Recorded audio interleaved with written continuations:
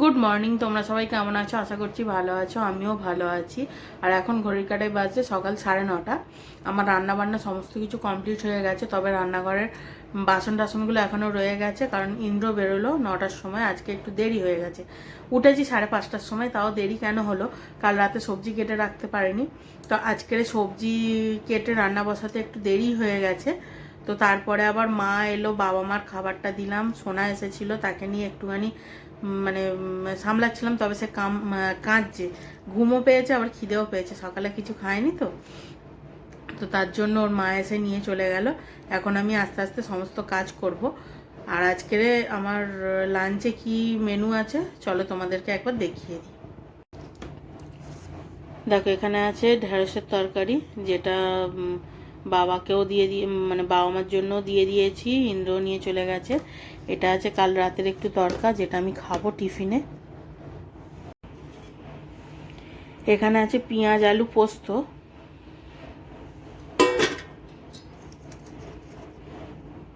আর এখানে আছে মাছের মাথা দিয়ে মুগের ডাল, মাছের মাথা ধনে পাতা দিয়ে মুগের ডাল, বাবা মাকে দিয়ে দিয়েছি, এটা আমার রয়ে গেছে। পাঁপড় ভাজা আছে, আর গরম গরম দুটো বেগুনি ভেজে নেবো, নিলেই হয়ে যাবে। তো আমি এতক্ষণ এডিটের কাজ করছিলাম, এখন ঘড়ির কাঁটায় বাজে 10:40। আমার প্রচণ্ড খিদে লেগেছে এখন, ওই জন্য একটুখানি টিফিন করব তার জন্য। আর তোমরা তো জানোই আমি টিফিনে মুড়ি খাই, তো টিফিনটা খাবো। খেয়ে আরও কিছু কাজ আছে, যেমন ধরো বিছানা গোছানো, বাসন মাজা, বেসিংয়ে কিছু বাসন আছে, রান্নার বাসন, ওগুলো এখনও মাজিনি। ইন্দ্র বেরিয়ে যাওয়ার পর আমি এডিটের কাজই করছিলাম, সেই 9:30 থেকে 10:40 এখন হয়ে গেল। এতক্ষণ এডিটেরই কাজ করছিলাম, আর কোনো রকম কোনো কাজ করিনি।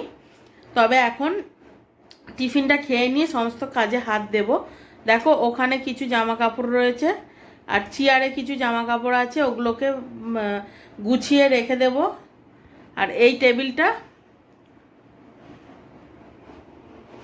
টেবিলটা আজকের একটু পরিষ্কার করব, বিছানাটা গোছাবো। এখন ঘড়ির কাঁটায় বাজছে 12:45। আমি এইমাত্র মাকে আর বাবাকে বেগুনি ভেজে দিলাম। সকালে ডাল দিয়েছিলাম, মানে যা যা রান্না হয়েছিল, ডাল, ঢেঁড়সের তরকারি, আলু পোস্ত, আলু সেদ্ধ দিয়েছিলাম, তো সেগুলো আছে। আর মাকে বলেছিলাম যে খাওয়ার আগে তোমাদের একটু বেগুনি ভেজে দেবো। এবার বাবা বেগুনি খায় না অ্যালার্জির জন্য, তো ওনাকে ওই পটল বেগুনের মতো করে কেটে ভেজে দিয়েছি, আর মাকে বেগুনি ভেজে দিয়েছি। বললাম পাঁপড় ভেজে দেবো, বললো না, আর দিতে হবে না। তো ওই দিয়ে দিয়েছি। আর আমি এখনও খাইনি, তবে খাবো, একটু দেরি করেই খাবো, ওই 1:30 নাগাদ খাবো। তবে তার আগে কিছু জামা কাপড় আমি কাচতে দিয়েছিলাম, অল্প 2-1টা, তো সেগুলোই এখন মিলে দেবো। ওইগুলো ভাজার আগে আমি বেসিংয়ে বাসনগুলো মেজে নিয়েছি, নিয়ে তারপরে ওগুলো ভেজেছি। এখন জামা কাপড় কটা মেলবো, মেলে তারপরে দেখি আর কিছু যদি কাজ থাকে করবো, নাহলে একেবারে লাঞ্চ করে নেব। আর তোমরা তো জানোই সকালে আমার একবার স্নান হয়ে গেছে, তো এখন আর করবো না, আবার সেই সন্ধে দেওয়ার আগে একবার গা ধুয়ে নেব।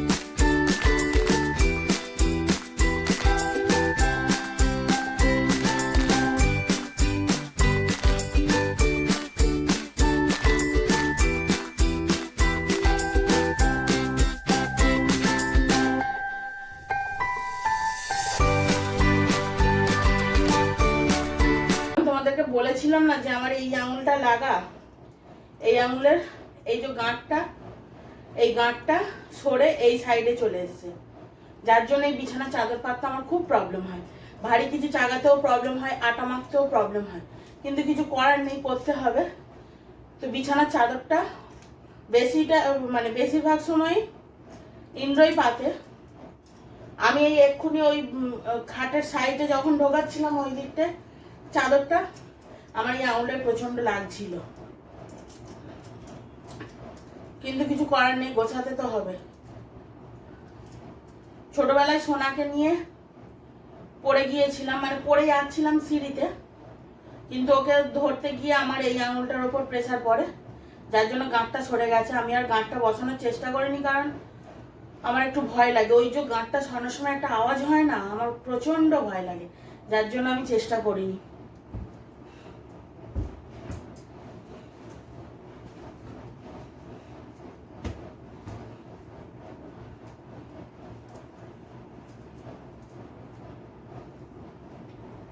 খুব কষ্ট হয় এই আঙুলটার জন্য।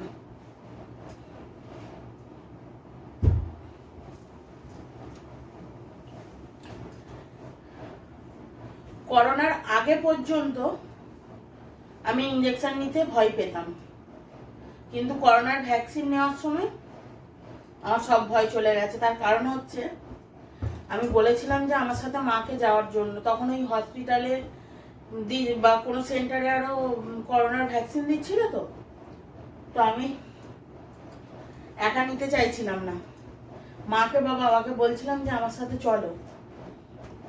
তো মা বাবা বলেছিল যে যাবো না, তোকে একাকেই নিতে হবে, তারপর তুই নিস বা না নিস সেটা তোর পার্সোনাল ব্যাপার। যার কারণে একা লাইনে দাঁড়িয়ে একাই ভ্যাকসিন নিয়েছি। তখন থেকে আমার ইঞ্জেকশনের ভয়টা পুরোপুরি এখনো কাটেনি, কিন্তু এখন কোনো ইঞ্জেকশন বলো বা কিছু বলো নিই এখন, কিন্তু আমার খুব ভয় লাগে। ট্যাটু করার সময় প্রচন্ড লেগেছে, কিন্তু একটু ভয় লাগেনি, কারণ এটা আমাকে করতে হবে, আমার পছন্দ এটা। ফার্স্ট এই ট্যাটুটা করেছিলাম, এটা করার সময় তো প্রচন্ড পরিমাণে লেগেছিল, যেহেতু ফার্স্ট এক্সপিরিয়েন্স, ফার্স্ট টাইম করছি। তো তারপরে এটা যখন করেছিলাম জানি যে লাগবে, তাও একটা মনে জোর ছিল যে না লাগলেও আমি এটা করব, অতটাও বেশি লাগবে না। এটার সময় তো ফার্স্ট টাইম, তো প্রচন্ড লেগেছিল। এটাতেও লেগেছে, কিন্তু অতটা কিছু মনে হয়নি, যেহেতু এটা পার করে চলে এসেছি। আমি যে রান্নাঘর ঝাড় দিলাম, পরিষ্কার করলাম, দেখলে আমি কিন্তু একদম সকালবেলা 5:30টায় যখন ঘুম থেকে উঠি, ফ্রেশ হওয়ার পর কিন্তু আমি ফার্স্ট রান্নাঘর পরিষ্কার করি। গ্যাস ট্যাস আমি রাতে পরিষ্কার করে রেখে দিই, ফ্লোরটা পরিষ্কার করার আর এনার্জি পাই না। তো ফার্স্ট কিন্তু উঠে আমি রান্নাঘরটা পরিষ্কার করি, তারপরেও আবার রান্না করার পর আবার পরিষ্কার করতে হয়, কারণ রান্না করার সময় তেল, হলুদ, জল, মশলা অনেক কিছুই পড়ে। তো সেই হিসেবে আবার ডবল করে একটা কাজ আমাকে ডবল করে করতে হয়। আবার আজকের তো কাসুরি মেথিটাই আমার হাত থেকে পড়ে গেছিল। তারপর সোনারা আসে না, ওরা তো খেলা টেলা করে, তো সেই হিসেবেও একটু ধুলো ময়লা হয়।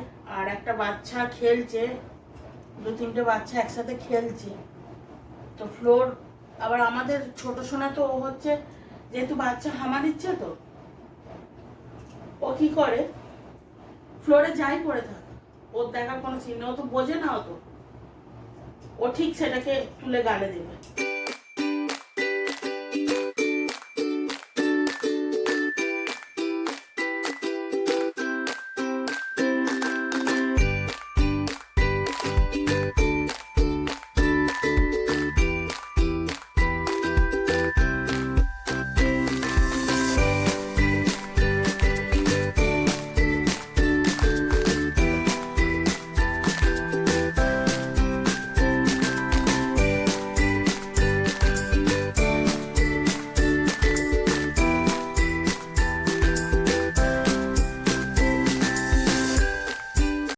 Good evening. এখন ঘড়ির কাঁটায় বাজছে 5:43। তো এখন আমি যাব সন্ধে দিতে। প্রথমে ঠাকুর ঘরে দেব, তারপরে নিচে গিয়ে দোকানে সন্ধে দেব। তো আমাকে দেখে বুঝতেই পারছো আমি প্রচণ্ড পরিমাণে ঘেমে আছি। দোকান থেকে সন্ধে দিয়ে এলাম, চপ কিনে নিয়ে এলাম, মা বাবাকেও ফুরুলি বেগুনি কিনে দিয়েছি। ওনারা টিফিন খেয়ে নিক, আমি টিফিন খাবো, খেয়ে তারপরে বাবা হয়তো আবার ডাকবে, কোথাও এক জায়গায় যাবে, তো তার জন্য ডাকলে আমাকে আবার একটু দোকানে যেতে হবে। আর আমাদের বড় সোনাও এসে হাজির। ওকে আমি পরশু দিনকে বলেছিলাম সন্ধেবেলা ওর মা পড়তে ডাকছিল, তো ও পড়তে যায়নি। ওকে আমি বলেছিলাম যে তুই যখন আসবি সন্ধেবেলা বই নিয়ে আমার কাছে আসবি, তার জন্য ওকে আর কাল থেকে দেখা যায়নি সন্ধেবেলা করে। আজকের আমি বলি বলতে এলো, তবে বই নিয়ে না, শুধু ঘুরতে এসেছে। তো আমি টিফিনটা খেয়ে নিয়ে দেখি আবার দোকানের দিকে যাব। আর যদি তার টিফিন খাওয়ার পরে যদি সময় থাকে তাহলে রাতের ডিনার যেটা বানাবো সেটা রেডি করে রাখবো, মানে কেটে কুটে সবজি টবজি কেটে রেডি করে রাখবো। তো চলো তোমাদের সাথে আবার পরে দেখা হবে। তো আমার রাতের ডিনার বানানো কমপ্লিট হয়ে গেছে। রাতে কি বানিয়েছি তোমাদের একবার দেখাচ্ছি। এটা দেখো, সোয়াবিন আলুর তরকারি, এখানে আছে ডিমের অমলেট আর বেগুনিটা দুপুরবেলা আমি ভাজতাম, বাবা আমাকে ভেজে দিয়েছি, আমি ভাজিনি কারণ ইন্দ্র ছিল না, তো তার জন্য ভাবলাম একেবারে রাতেই ভাজবো। দেখো এখানে আছে রুটি, আর টেবিলে আছে, মানে ডাইনিংয়ে টেবিলে রয়েছে দিদি লুচি আর কাবলি ছোলার ঘুগনি দিয়ে গেছিলো আছে। আর আমি এখন বসে পড়েছি সবজি কাটতে। কালকের আমাদের মাছ হবে, তবে বাবা মার কালকের নিরামিষ বলে তার জন্য পটল আলুর তরকারি হবে। তো এই হলো আমার আজকের রাতের ডিনার। আর ইন্দ্র এখন গেছে স্নানে। ও অফিস থেকে এসে হাত মুখ ধুয়ে ফ্রেশ হয়ে দোকানে গিয়েছিল, দোকান থেকে এসে এখন স্নান করছে। বলছে যে পরিমাণ গরম না, একটু না স্নান করলে হবে না, তো স্নান করছে। ও স্নান করে এলে আমি আর ইন্দ্র ডিনার করব। বাবা মার তো খাবার অনেকক্ষণ আগেই দিয়ে এসেছি নিচে, তো আমি ঝটপট সবজিটা কেটে নিলে ও এলে তারপর দুজনে একসাথে ডিনারটা করব। আজকের মতো ভিডিওটা আমি এখানেই এন্ড করছি। তোমাদের সাথে দেখা হবে আবারও নতুন কোনো একটা ব্লগে।